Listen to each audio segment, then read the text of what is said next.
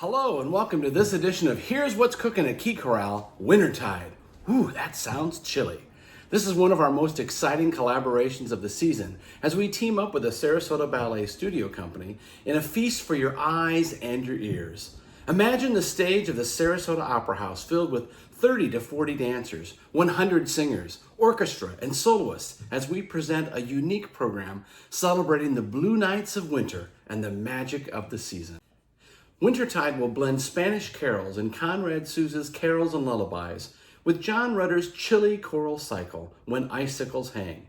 The program will also feature classical guitarist Paul Moeller, who will be featured in carols and lullabies and also share a flashy solo by Isaac Albanese titled Leyenda, which captures the spirit of flamenco from Andalusia. You will also hear a number of seasonal favorites from England, including the Sussex Carol, the First Noel, the Fantasia on Greensleeves by Vaughan Williams, oftentimes associated with the text, What Child Is This? We will also highlight one of my favorite works, What Sweeter Music, by English composer John Rutter and his lesser-known choral cycle, When Icicles Hang. So, what is a choral cycle? Oh my, that is pretty cheeky. I don't even think that's safe. Those are singers from the Rotterdam Opera Festival, apparently frightening the tourists. Well, choral cycles are multi-movement choral works intended by the composer to be performed as a set. Choral cycles typically incorporate several poetic texts, unified either by a common theme or a common author. And this is certainly the case with the multi-movement work by John Rutter titled When Icicles Hang. This will be the very first time this work has been choreographed. We are thrilled to be presenting the world premiere of this ballet by Maria Conrad, director of Nashville Ballet 2. Conrad was appointed to Nashville Ballet 2, Nashville Ballet's second company, in January of this year. She is also a sought-after creative talent and recently won the prestigious International Outstanding Choreographer Award presented by the Youth America Grand Prix, the world's largest dance network. She has created an enchanting dance that capitalizes on the variety each movement offers and the wonderful colors created by the choir and orchestra. This work originally premiered in London on December 22nd, 1973, so this is an early work of Rutter, well before he became a household name in choral music that he is today. Shown here, curiously posing with a glass of water. This commission was for a seasonal work for winter. Rutter chose his text from Elizabethan and other early English poetry, each text invoking images from the wintry season, be they the cold, icebound landscape and its winds, an old man's weariness in the face of the season, love on a chilly night, or just the plain, simple pleasures of ale. The texts come from William Shakespeare, Thomas Campion, and the ever-prolific Anonymous. The first text, Winter, comes from Shakespeare's comedy Love's Labour's Lost and describes scenes of winter in rural 17th century England. Stanza 1 reads, When icicles hang by the wall, and Dick the shepherd blows his nail, and Tom bears logs into the hall, and milk comes frozen home and pale, when blood is nipped and ways be foul, then nightly sings the staring owl, to wit, to who? A merry note, while greasy Joan doth keel the pot. While some of what is being described is self-explanatory, the other references can be a little harder to decipher. The poor shepherd is so cold, he can only blow in his nails to stay warm. The log needs to come inside to warm for the fire, and the milk freezes in the pail well before you even reach the kitchen. Later, we hear the hoot of the owl, which seems a bit merrier, while hearing his call from the warmth of the kitchen instead of out in the dark and cold outside. But why is Joan greasy? Well, she's been working with greasy meats in the kitchen, and this is well before the invention of Dawn dish soap. While Greasy Joan is waiting for this amazing invention, she is also pouring in cool water to keep her pot from boiling over, essentially keeling the pot. The second stanza reads, When all aloud the wind doth blow, and coughing drowns the parson's saw, and birds sit brooding in the snow, and Marion's nose looks red and raw, when roasted crabs hiss in the bowl, then nightly sings the staring owl, to wit, to who? A merry note, while greasy Joan doth keel the pot. Well, it's the middle of winter, and everyone is sick, so sick that their coughs are drowning out the pastor's sermon. The roasted crabs are actually crab apples, put in a bowl of ale. Perhaps the crabs are hissing because they were being tossed in the ale while still piping hot from the oven, essentially making a hissing sound. Rutter depicts the coldness of winter in a number of ways. One way is by his use of descending fourths as a melodic idea used throughout this movement. You'll hear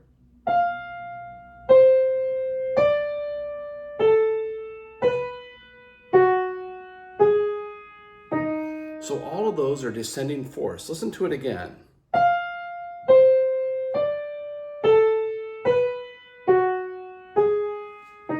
So they're fourths, and he builds harmonies built on fourths, which sounds like this. And when you hear them together, it sounds a little like Star Trek actually, but when you hear them together, it has a different kind of a sound. If they were built on thirds, it has that warm, rich harmony. But when it's built on chordals or fourths, it has a very, very different sound. Listen to this opening section and see how Rutter creates this chilly sound world.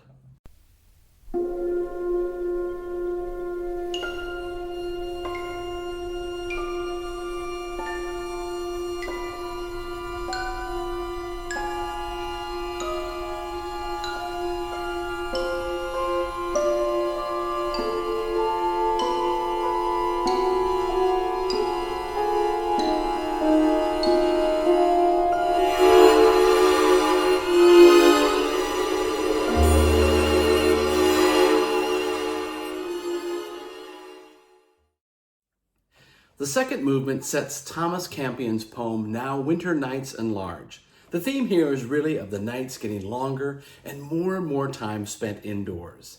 He describes chimneys ablaze and cups overflowing with wine, and even poses that these long nights can lead to, as he calls it, a little honey love.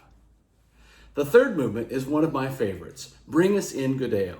It's a medieval drinking song in which a group of revelers list off all the foods they would refuse, while indirectly giving thanks for the season, and mostly just asking for more ale.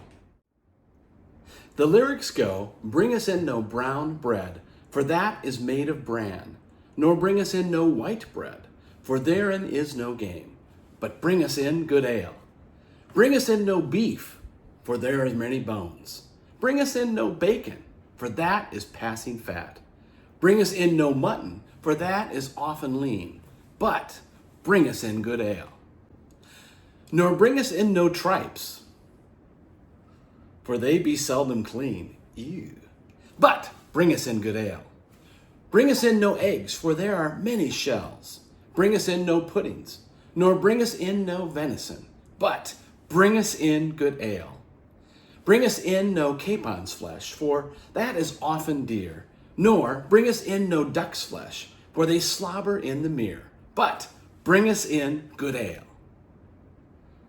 Rutter employs the woodwinds to be the star of this movement, working in tandem with the choir to blend modern and the medieval into a delightful, light-hearted, and robust celebration of all things hoppy and brown.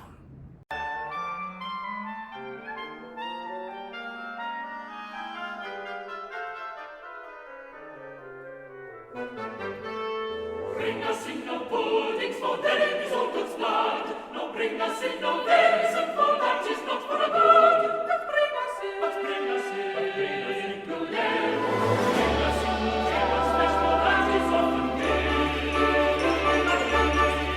But bring us in no dog's flesh, for slobber in the mere. But bring us in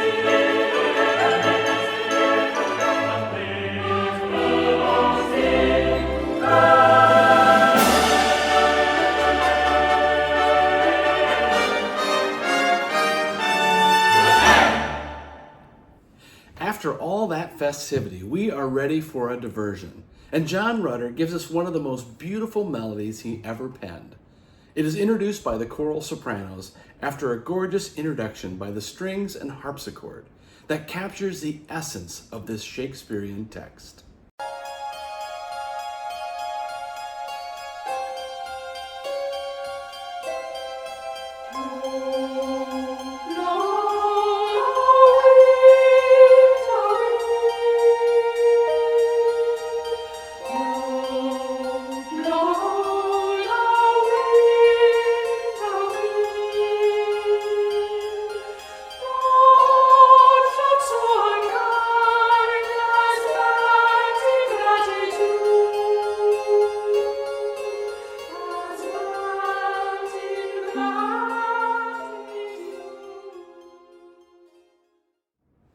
This final movement is a joyous romp, celebrating the winter season, set to an anonymous 16th century text titled Hey A.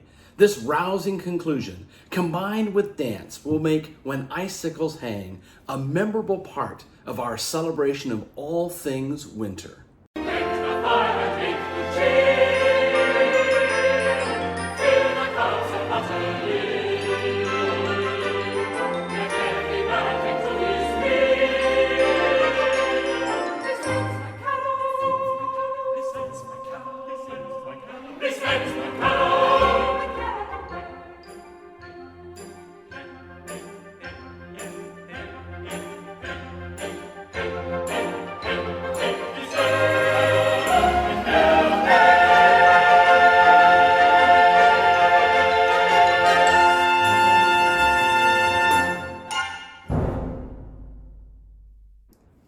The other major work that will be danced by the Sarasota Ballet Studio Company will be Conrad Sousa's Carols and Lullabies.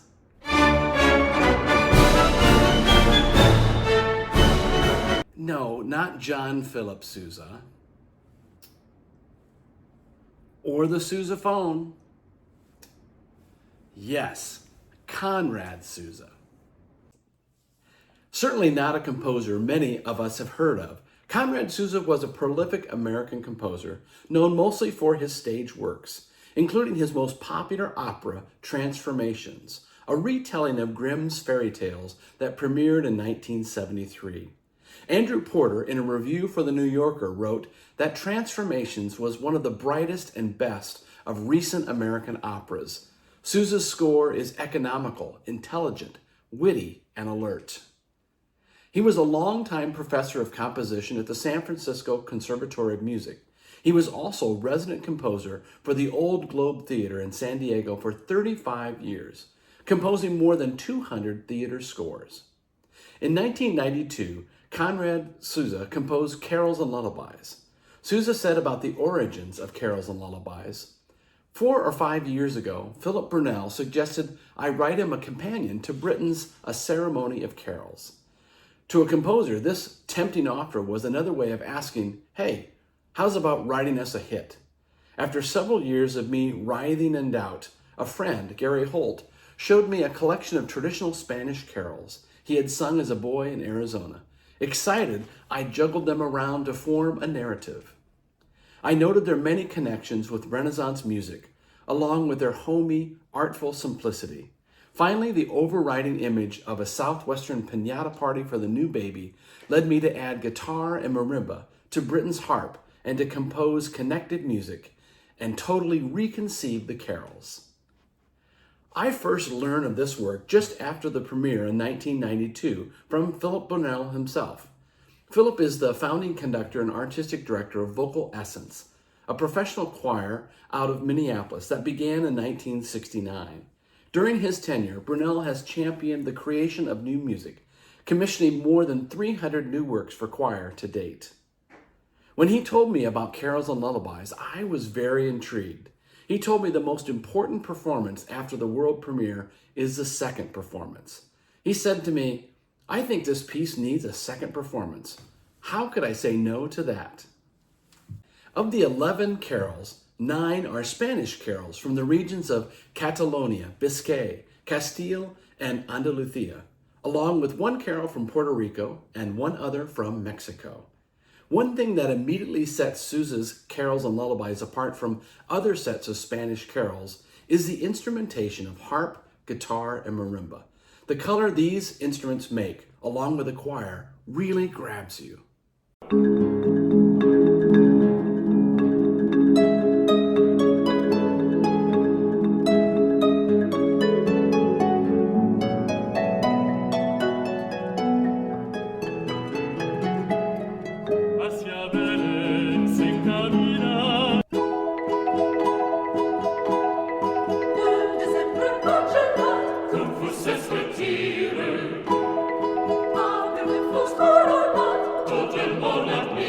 So back a million years ago, I had this brand new piece that needed its second performance, and I needed a top-notch classical guitarist.